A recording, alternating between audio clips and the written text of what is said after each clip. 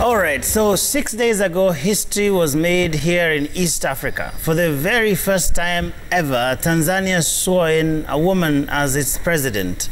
61-year-old Samia Suluhu Hassan taking over as the 6th president of the United Republic of Tanzania following the death of John Pombe Magufuli. Now, as a brother of many sisters and a father of girls, I will start by congratulating President Suluhu for this remarkable feat. Now, Suluhu's ascension to the highest office in the land in that country has elicited many reactions from around the world, many of them revolving around her gender. So much so that the new president herself found it necessary to talk about it during that state funeral in Dodoma earlier in the week.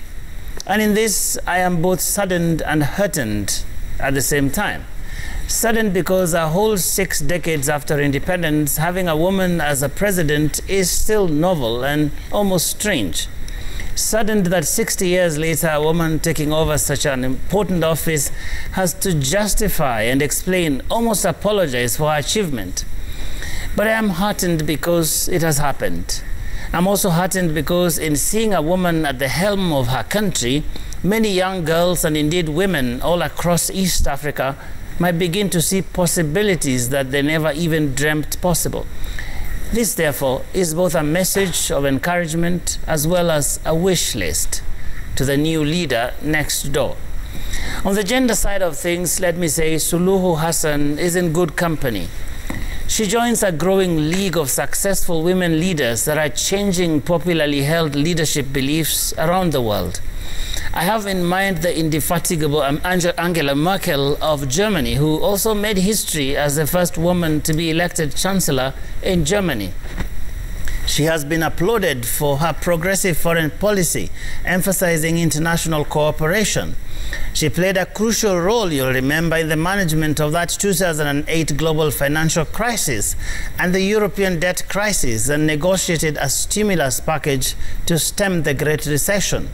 Under her, the German economy has grown by 1/3, and Germans are now at least 20% better off than when she took office by some estimates.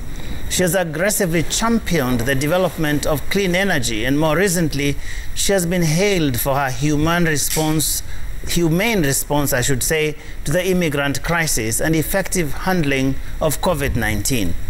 Then there is the amazing Prime Minister of New Zealand, Jacinda Ardern, who has turned politics on its head with her empathetical leadership and accountable one that is making a real difference for her people.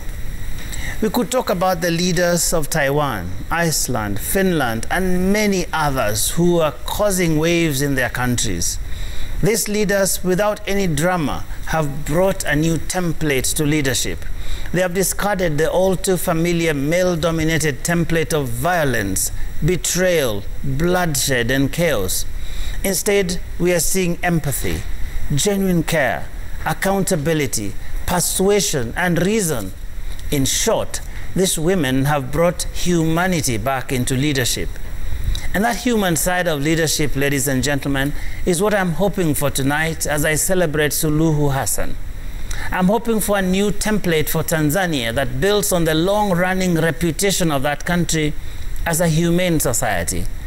I'm hoping, for instance, that President Suluhu will invite with open arms that famous son of Tanzania currently exiled in Europe, Tundu Lissu, to return home and do his politics from Tanzania.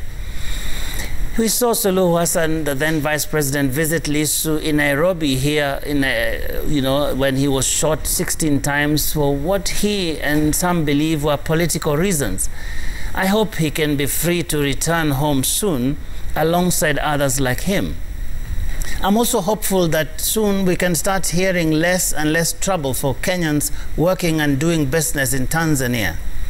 Finally, I'm hoping for some word on that elephant in the room, COVID-19. Just how is it going in Tanzania?